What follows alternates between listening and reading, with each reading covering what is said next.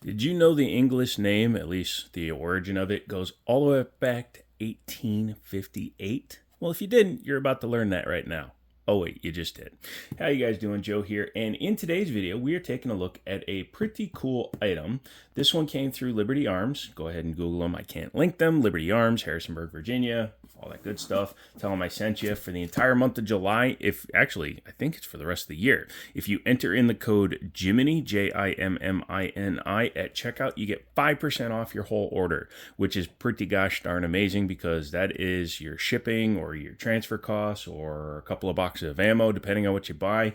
So use that code Jiminy and you get 5% off. Also, live streams, all that fun stuff, giveaways. Come and check those out. Mondays, Wednesdays, Fridays, 7 p.m. Eastern until we are done. Yahoo! And let's dive into this. Inside this case, it's a hard case, which is pretty nice, is an Inglis gun. Inglis, for those of you that don't know, was reintroduced by SDS. Yes, I am not on the best of terms with SDS, but this gun needs to be shown. This one is a special edition Hi Power. Inside you get your books and stuff, but man, look at that. So this is the very limited RSR exclusive, RSR is a distributor, Inglis Hi Power in color case hardened steel. I don't know why I forgot to say the word steel, but that is a beautiful firearm. Let's go ahead and drop the mag, rack the slide back. Sorry, it's very early, so I'm very weak this morning. Show that she's clear, and yes, he did rack it. Don't worry, this gun is getting shot this weekend, and we'll go ahead and do that. Set it down. Again, it comes with your bookie, which is all you really need. It had a shelf price of $625. Unfortunately, you guys can't get this one anymore because this one is mine. This is a very limited edition gun, and I wanted it for me. They may do another release. We'll see. I am intending to change these out for some lock grips, though. But inside the case, because it is an SDS Imports firearm, you get 2 magazines, and they are the 15-round magazines from Metcar. They're the exact same magazines that you will get when you buy pretty much anything these days. So as you can see, Browning Hi Power. So this is a 13-rounder from Metcar. I believe this one was out of actually my buddy's Hi Power, so oops. And this is the 15-rounder that you're supposed to get. So I gave him the wrong mag. But yeah, pretty cool.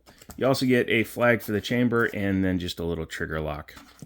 Get a safe. In fact, if you get signed up, I'm giving away another pistol safe pretty soon if you're watching this in the month of July. But let's go ahead and set that aside and take a look at the gun.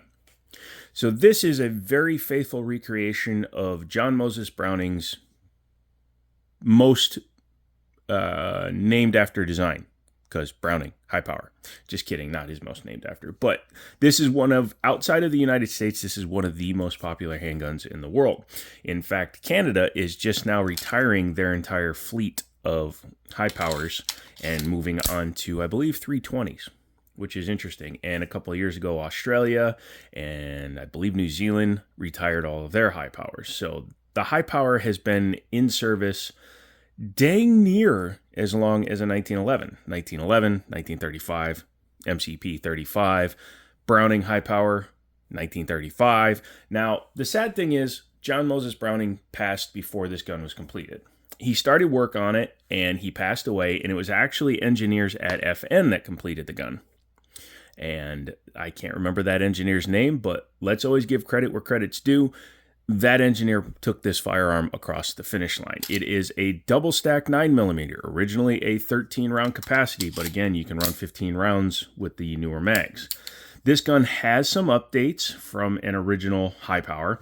The sights are different. You can see it's got a, that's funny, it's got like an aluminum slug in the front sight, but it does give it a high vis style thing.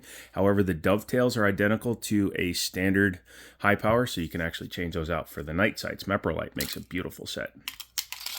But yeah, back to Inglis. Sorry, I got train of thought here. But Inglis was out of Canada, and they were contracted. Again, they started in incorporated in 1858.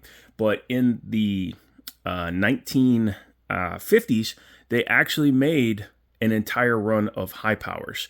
So that's where the English name comes from. SDS likes to resurrect names of companies, and it's pretty cool that they did that because, you know, obviously they can't call it a Browning because Browning still exists, but they went ahead and called it the Inglis, throwback to the Canadian company, which is pretty cool.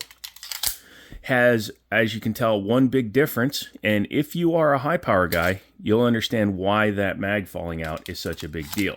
So one of the things I lament and actually very much discourage and dislike on firearms is a magazine disconnect. A magazine disconnect requires, clear, that the magazine be fully inserted into the gun before you can pull the trigger and drop the hammer.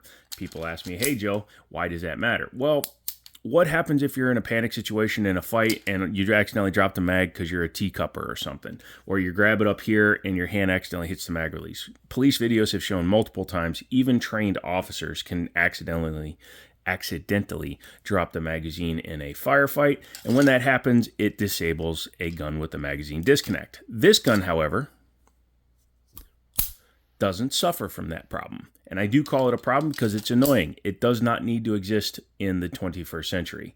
So Springfield SA35, SDS with the Inglis, Gerson with their MCP 35 Ops series. So they make a very faithful reproduction, the very entry version of the MC35, which has the magazine disconnect. But if you opt for the Ops, bit of alliteration, you actually eliminate that, and then you have the ability to fire without the magazine. Additionally, by not having a magazine disconnect, mags become drop free because when you hit the eject on a high power with a disconnect, the trigger is actually touching the magazine. So the magazine disconnect interferes with the release of the magazine. Some people think it's cool that it retains it a little bit. I think in this day and age, having no mag disconnect is the way to go. These are very basic wood grips, but they are standard Browning high power locations for the screws, so that will make it easy to change that should you want to. It does have the external extractor that the high power is known for, and it does have the upgraded commander style, skeletonized style hammer and the ambidextrous safety. And unlike that fake as frick FN high power that recently got released in the last, 2022 or something like that. This one functions the way a high power should. Has the cut there for locking the slide so it does not work. Also disables the trigger. And it has the all the way back for takedown for the lock. So you can take the slide lock out, pardon me. The fake high power from FN, which is funny to say. You can see with that down, it now has to be released that way. The fake high power from FN is basically an FNS9 or FNP9, and it's a total faker. That's why it has a double-sided slide lock retention system. But yeah, this is dead nuts accurate to I'd almost say a competition style high power because it has no magazine disconnect. The competition high powers did not have magazine disconnect. So let's go ahead and talk about that trigger. Since we don't need that installed, we'll just verify that she's empty. She has a little bit of a snag when she's racking, but that could just be because of tolerances. Right there. You see how it stops me? Little snag. I'm thinking that'll work out over time because, again, I intend to fire this gun. I will have a rag on me, so the instant it gets fired, it gets cleaned. But this is not a safe queen for me. I don't buy safe queens. I buy shooters. So you're just going to have to get over it, kids. It's not going to get a ton of use, but it's going to get used every now and then. But the trigger. So it's single action only, which is the way guns should be. Makes them more accurate. So you have cocked and locked. Once you do that, in fact, just like in 1911, you cannot engage this safety unless the hammer is back. But once it is, boom, there you go. But once you've disabled the safety, you can just go ahead and pull. You see there's a little bit of take up, and very good. This thing is under 4 pounds. Absolutely under 4 pounds. Yeah. Almost CZ75 SPO1 good. In fact, it's probably one of the nicest high power triggers I've ever felt. And if you join me for my lives, you'll see I usually have a high power behind me. Yeah, that's beautiful. The reset right there to the wall, where after you take out the trash, boom. This thing is probably going to be a hoot to shoot. I wish it had some front strap checkering. I may put some Talon tape on there, but I am worried that when you heat up Talon tape to mold it, that it could take off some of the finish, so maybe not. I might just get a set of Packmeyers, but I will be changing out those grips. Let's pop the top off. Oh my God, he's going to pop the top off? Yeah, he's going to pop the top off. I'm not a puss. Of course, make sure that she's empty. Oof. One of those days, kids. Just one of those days. So for a high power, with the magazine out, the slide lock slide release moves down. So you have to kind of wiggle it up while pushing and be very careful because it does have a very sharp tang on it and you could easily give yourself the idiot mark. Even though it doesn't have the same bushing here, you could potentially do that. So always be careful. Grab your slide, pull it back, and release slowly. And as you can see, this is completely case hardened. It's not just like an application to the outside of the firearm, like you would think some people might try to fake the look, and people do try to do that. It has a non-captive guide rod, which is fine because you have a long dust cover with no end on it. Oh, I also failed to show. Crowned barrel, really nice. Nice and flush fit, looks beautiful. But there's your barrel. It's just your standard locking lug barrel. And again, the color case hardening goes all the way through the metal on this gun. That looks so cool. The finish is awesome on this firearm. So again, I will be protecting it. No, I'm just kidding. I didn't want to hit anything. But yeah, internally, like I said, everything you can do to a high power, you can do to these clones when they're this accurate. I do want to take my slide and try putting it on this. I will at some point. I just didn't want to do it for a first review video. No anything bad back here that interferes with the functioning of the gun. What I mean by that is,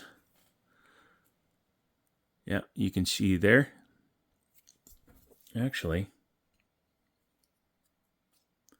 yeah, no magazine disconnect. No firing pin safety, which is what I like to see. Also, you'll see that when you take the top off of Browning, it doesn't actually fire, but I'm doing that just to be safe.